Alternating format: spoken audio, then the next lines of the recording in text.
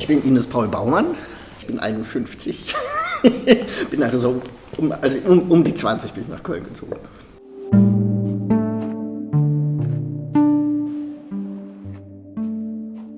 Also ich bin eigentlich zum Studium nach Köln. Dann war ich zu der Zeit noch weiblich gelesen und wusste noch nichts von der politischen Welt oder von Geschlechtern und Sexualitäten.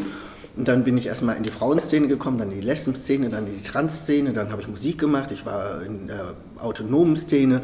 Also so ganz viele verschiedene Szenen, wo du sonst immer so einen Ortswechsel hast, weil du ein neues Umfeld brauchst. Also ich finde immer so, weiß nicht, alle Leute, die anders sein als alle anderen wollen, ziehen dann irgendwo hin und da sind sie dann alle gleich. Ich finde, das macht keinen Sinn. Ich glaube, wer ich bin, wäre ich nicht, wenn ich nicht Leute kennengelernt hätte, die mir geholfen hätten, mein eigenes Denken zu erweitern und mein eigenes Fühlen anzunehmen. Und ich glaube, vor allem Schlüssel für mich war, also bei mir fing es relativ früh an, dass ich eigentlich, also ich bin ja so geboren oder genannt als nach meiner Geburt Ines.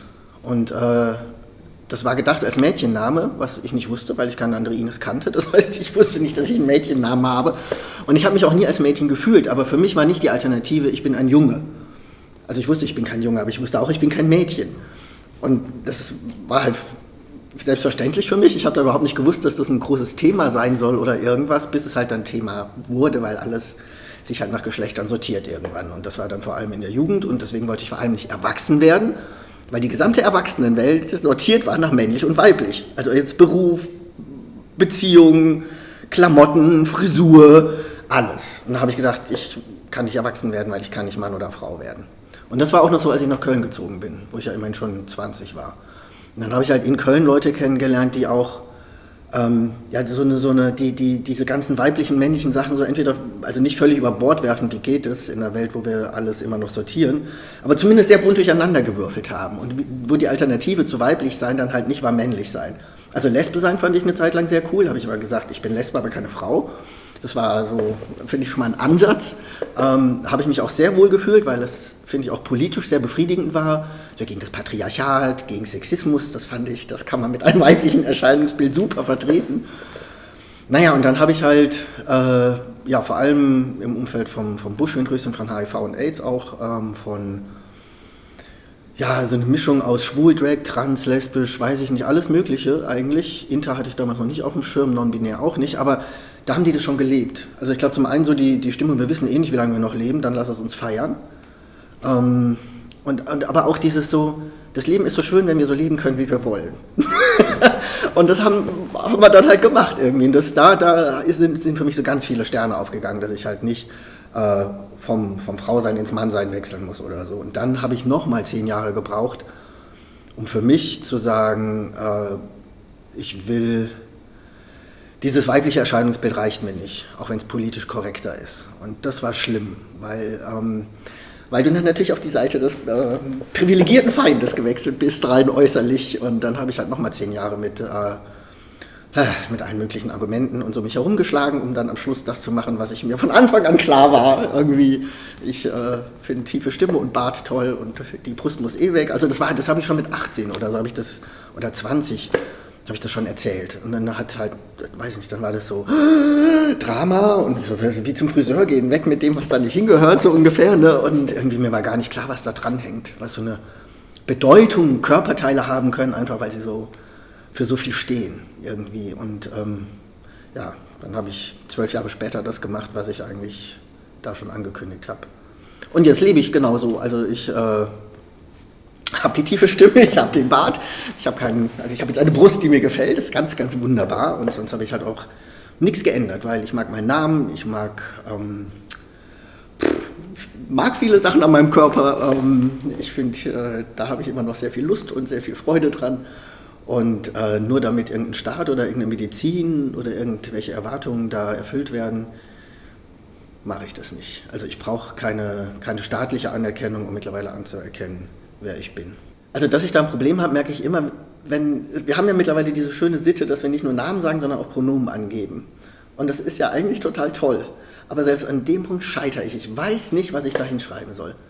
Also es gibt ja mittlerweile ganz viele Möglichkeiten, außer er und sie und mit Unterstrich und schräg. Und trotzdem weiß ich nicht, womit ich mich wohlfühlen würde. Ich habe da nichts.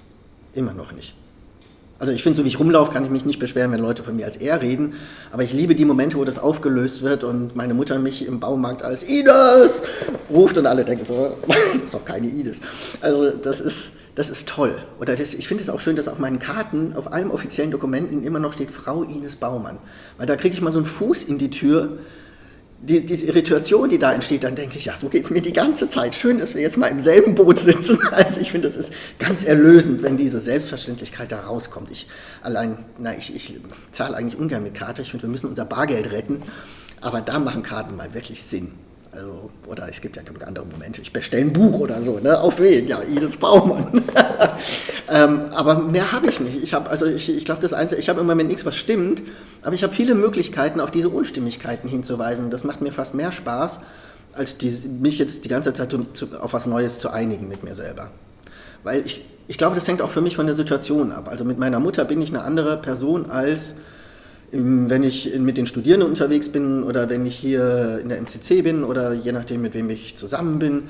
Ich finde, wer ich bin, hängt immer auch davon ab für mich, wer noch da ist. Also von einem Du. Und erst durch so ein Du werde ich zu einem Ich. Also ich weiß nicht, das ist so, ich bin kein festgelegtes Ich. Ich habe keine feste Identität, die mit einem festen Pronomen korrekt beschrieben wäre. Also es führt auch manchmal zu Problemen, weil ich finde schon, in manchen Situationen gibt es so einen Moment, wo ich immer denke, so, ich weiß es nicht, ob die Person mich für das mag, was ich insgesamt bin. Und dann gibt es immer so einen kleinen Moment, so einen kleinen Offenbarungsmoment, wo wir uns so Schritt für Schritt einander rantasten müssen, was andere nicht haben, was ich zum einen schön finde, weil eigentlich finde ich, sind wir alle immer Schritt für Schritt auch im Näherkommen, anstatt nur zu sagen, ich weiß, was jetzt Sache ist und wir legen mal los, ob jetzt, ich weiß nicht, geschlechtlich, sexuell oder irgendwas. Ich finde dieses, was ich sehe, erfasst nicht, wer du bist, finde ich, ist ein ganz wertvoller Gedanke, den wir öfter aufgreifen sollten. Aber es gibt halt explizite Situationen, wo ich dann manchmal denke, ich will auch niemanden enttäuschen, oder ja, wenn die wüssten, wer ich wirklich bin, das wäre doch geil, dann weiß ich, also, und so, und ich meine, wie soll ich das dann zeigen? Das ist manchmal sehr schwer. Ja, mein Leben sieht witzigerweise seit 7 Monaten ein bisschen anders aus als viele Jahre davor. Also ich habe vorher mein Leben so ein bisschen eingeteilt in die Sachen, die mir persönlich wichtig und nah sind und in die Welt des Geldverdienens und Geldausgebens. Und für mich war immer wichtig, Geld verdienen nicht zu verknüpfen mit dem, was mir wichtig ist, weil ich Respekt habe vor den Abhängigkeiten, die Geld schafft und vor den Ungleichgewichten, die durch Geld entstehen. Und deswegen habe ich eigentlich immer alles ehrenamtlich gemacht, was mir wichtig war.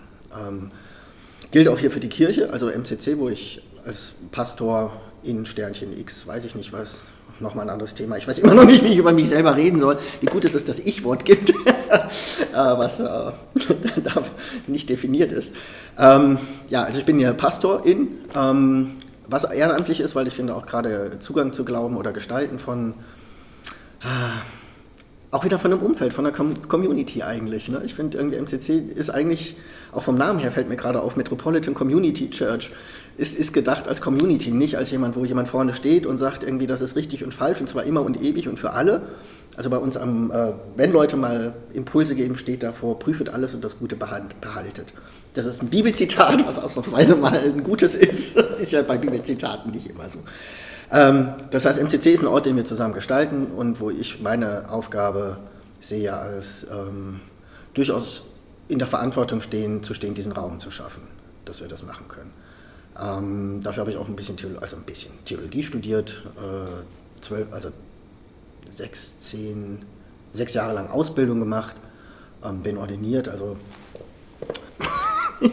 aber auch das habe ich lange überlegt, weil ordinieren in Köln, wenn du dann offiziell sozusagen ordiniert bist und dann im katholischen Köln, viele immer so, jetzt ist Ines Paul näher an Gott oder so. Und also ich hatte schon überlegt, nur die ganze Ausbildung zu machen und den Abschluss wegzulassen, damit auch da wieder nicht dieses Ungleichgewicht reinkommt, weil so ist es nicht. Ja, also das mache ich immer noch, das mache ich gerne und das mache ich auch schon seit 20 Jahren ungefähr jetzt. Und dann hatte ich halt zum Geldverdienen habe ich Computerprogrammiererei gemacht, also fürs Internet und halt immer geguckt, für wen das jetzt inhaltlich ist, dass es noch okay ist. Und fand es ehrlicher, mich dafür sozusagen so zu verkaufen weil dann weiß ich, okay, dafür kriege ich das Geld, dafür bin ich jetzt auch nicht frei. Das fand ich ehrlich. Aber irgendwann so mit knapp 50 ist dann halt 20 Stunden die Woche irgendwas tun, nur damit du Geld kriegst. Ein bisschen Zeitverschwendung, also das hat mich zunehmend genervt. Und dann hatte ich zum Glück Ärger mit meinem damaligen Chef und dann hat sich das aufgelöst. Und ich bin frei wie ein Vogel nach Hause gefahren und anstatt dann zu sagen, dann mache ich das halt weiter mit einem anderen Chef, habe ich gedacht, was kannst du denn jetzt noch machen? Und da wurde im Rubicon Beratungszentrum, auch ein toller Ort für Community in Köln, eine Fachstelle für Regenbogenfamilien frei. Und weil ich jetzt ja selber als eines von 3 Elternteilen, auch mit 2 Kindern in einer so Familie lebe, fand ich das thematisch mal sinnvoll, vielleicht mich doch auch Geld verdienen und Engagement zu verknüpfen. Nur hatte ich keine Ausbildung dafür, weil Soziologie habe ich ja nichts gemacht. Also habe ich vor 4 Jahren nochmal angefangen zu studieren, und zwar Gender und Diversity. Also nicht nur Gender Studies, sondern auch so ganz viele andere Ebenen von Ungleichheiten, von Kategorisieren, von Privilegienwelten, auch in Bezug auf MCC, weil wir da auch immer wieder mit kämpfen, wie können wir Miteinander gestalten, wo wir unterschiedlich sein können, ohne dass das zu Bewertungen führt. Und da gibt es natürlich viel mehr als männlich und weiblich und das ist ja alles verwoben miteinander. Und jetzt bin ich damit fast fertig. Ich bin jetzt in der Fachberatung im Rubicon tätig mittlerweile und ja, ist toll. Also was vor allem mir auffällt für mich, ist, dass ich seitdem ich mich wohlfühle mit mir selber, mich das Thema nicht mehr so beschäftigt. Also das hat mich jahrelang, war das ja so alles damit, was hat das jetzt, was bedeutet das, wer bin ich, wie sehen andere mich, wie verstehen die mich, also es war immer so ganz viel Thema. Und seitdem ich mich wohlfühle mit mir selber, ist es mir so egal, wie andere mich verstehen oder wie die mich lesen oder ob die mich verstehen. Also ich finde es immer noch schwierig, weil ich habe immer noch so das Gefühl, ich bin wieder unsichtbar. Also ich finde, ich war unsichtbar, als ich weiblich gelesen wurde. Jetzt denken alle, ich wäre der normale Kerl, der, weiß ich nicht, bei der Bundeswehr war und sowas. Also werde ich echt gefragt. Ne? Dann ich so, hallo, du hast keine Ahnung. Und da merke ich halt irgendwie, dass die ganzen, was da wieder im Kopf abgeht bei den Leuten, die mich sehen, halt wieder nichts mit mir zu tun hat oder wenig. Also ich bin nicht männlich sozialisiert im klassischen Sinne. Ich habe zu meiner Männlichkeit, glaube ich, einen ganz anderen Bezug als viele andere, möchte ich jetzt auch nicht verallgemeinern, aber finde ich auch schön, dass wir auch mit diesen ganzen Männlichkeiten hadern, auch in einem viel größeren Rahmen, finde ich. Und seitdem ich mich mit mir wohlfühle, die Auseinandersetzung finde ich konstruktiver geworden, oder kreativer, weil ich sie mit anderen Sachen verknüpfen kann, als nur mit mir. Also zum Beispiel jetzt im theologischen Umfeld, finde ich, ist es total spannend, Sachen einfach immer wieder auch darauf abzuklopfen, was für binäre Bilder von Männlichkeit und Weiblichkeit kommen da vor. Also auch in fortschrittlichen Glaubensbekenntnissen ist dann Gott der Vater fürsorglich und Gott die Mutter liebevoll, wo ich denke, so, haben wir nichts mit gewonnen. Also ich finde, also da greifen wir wieder die dualistischen Bilder auf. Und das einfach mal so einzubringen in alles, was ich mache und nicht nur mal in Bezug auf mich, ist schon mal, finde ich, sehr, das ist für mich anders als früher. Also zum einen bin ich nicht aufgewachsen mit dem Gefühl, ich bin wie andere. Das hatte ich nie. Und deswegen habe ich auch nie die Erwartung, dass ich irgendwo bedient werde. Also das geht los, ich gehe in eine Gemeinde und da singen die halt mit irgendeiner Musikart, wo ich denke, das ist nicht mein Geschmack. Aber ich käme nie auf die Idee, meinen Geschmack einzufordern. Und andere Leute haben so eine Selbstverständlichkeit, immer das zu kriegen, was sie wollen. Und alles muss so sein, wie sie es denken. Und das habe ich nie gehabt. Natürlich ist es für mich, wie ich jetzt gelesen werde, oft einfacher auf der Straße oder so. Allerdings nur unter Inkaufnahme dessen, dass ich da falsch gelesen werde weiterhin. Ist ein Schutzraum, finde ich, gilt auch für andere, steht uns immer offen. Fühle ich mich aber letzten Endes nicht wohl damit. Ich bin froh, meinen Namen zu haben, also ich finde allein der Name Ines Paul ist für mich immer eine Erleichterung. Und halt im Miteinander noch weniger als früher eigentlich davon auszugehen, ich weiß, wer du bist und ich weiß, wer ich bin. Das habe ich mir früher oft gewünscht, mehr Sicherheit. Und mittlerweile bin ich froh, diese Sicherheit nie gewonnen zu haben. Also auch jetzt in Bezug auf Trans-Community zum Beispiel. Also war es auch so, dass ich lange irritiert war, dass es auch da oft so für viele darauf hinausläuft, ich bin nicht das, sondern das. Ist allen zugestanden, war aber halt wieder nicht meins. Und da fand ich spannend, dass jetzt irgendwie, also beim Trans-Pride oder so, dass viel Non-Binäre gedacht wurde von Anfang an und die trotzdem mit dem Begriff Trans arbeiten. Also ich hätte gedacht, der Begriff transsexuell vor allem ist total verbrannt sozusagen für Menschen, die nicht sich nur in der Welt von Mann oder Frau bewegen wollen. Und dass dieser Begriff so anknüpfungsfähig war von Leuten, die jetzt, weiß nicht, 50, 60, 70 sind, bis zu Leuten, die jetzt 20 sind, aber auch halt unterschiedlich gefüllt wird. Das finde ich ist toll, dass auch dieser Begriff nicht unser Denken vorgibt, sondern wir den Begriff mit dem füllen, was wir denken wollen. Und das finde ich ist ganz faszinierend, dass auch jetzt wieder 20-Jährige beim Transparent irgendwo stehen und sagen, also ganz wild aus, also wo du denkst, was ist das jetzt, toll? Kannst du echt so nicht zuordnen eigentlich, also die binären Mittel sind so eingesetzt, um auszudrücken, ich bin nicht binär, und dass die dann sagen, ich bin transsexuell. Da habe ich gedacht, hä?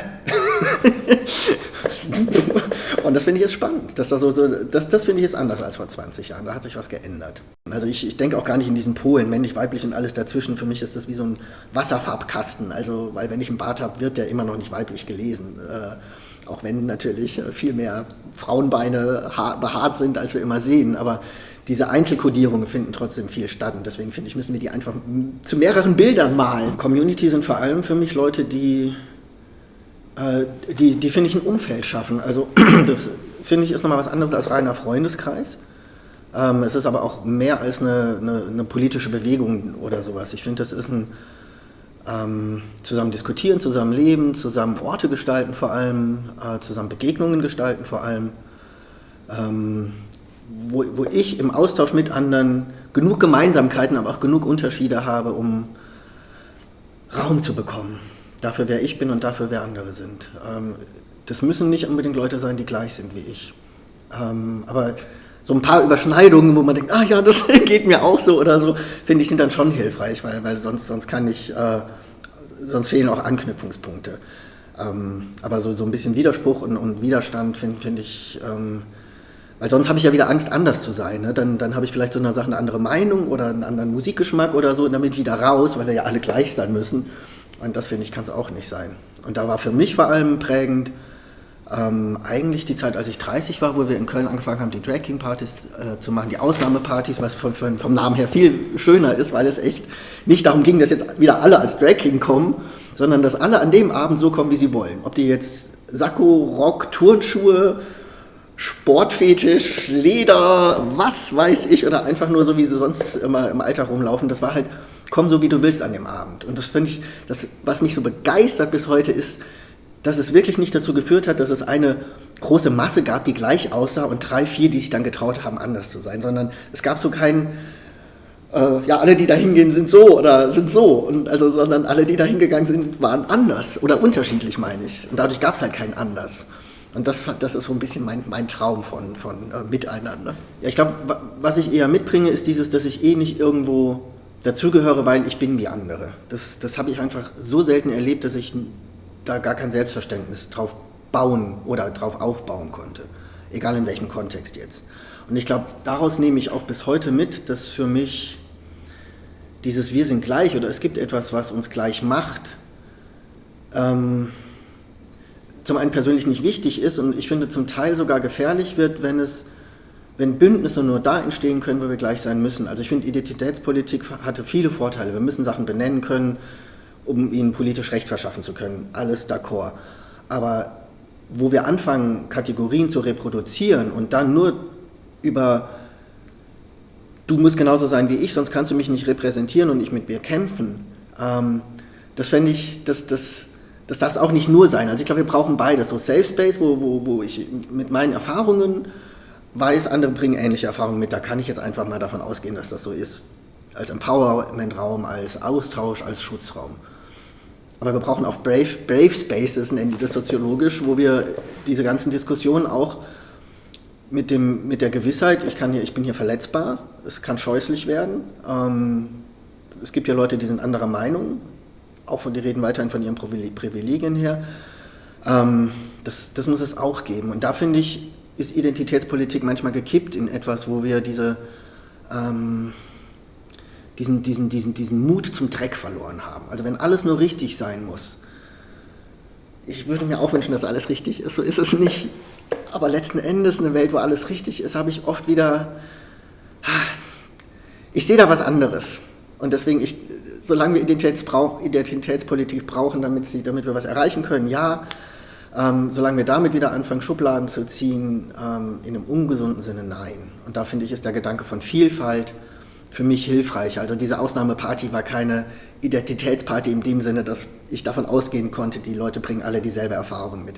Aber was uns vereint hat, war der Respekt vor meiner eigenen Erfahrung und vor den Erfahrungen anderer, die vielleicht zu einem anderen Punkt im Leben führen, die vielleicht auch dazu führen müssen, dass wir uns auseinandersetzen müssen.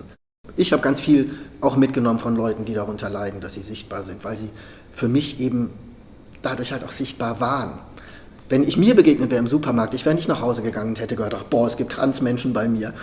Und da bin ich dankbar für Leute, die in dieser Gefahr und Verletzbarkeit leben. Und das ist was anderes, als mit 20 selbstbewusst dazustehen, zu sagen, ich zeige euch mal, was es heißt, non-binär zu sein. Das ist eine ganz andere Nummer. Ich finde, hört auf euer inneres Gefühl, weil das stimmt. Das ist oft überlagert von dem, was andere sagen.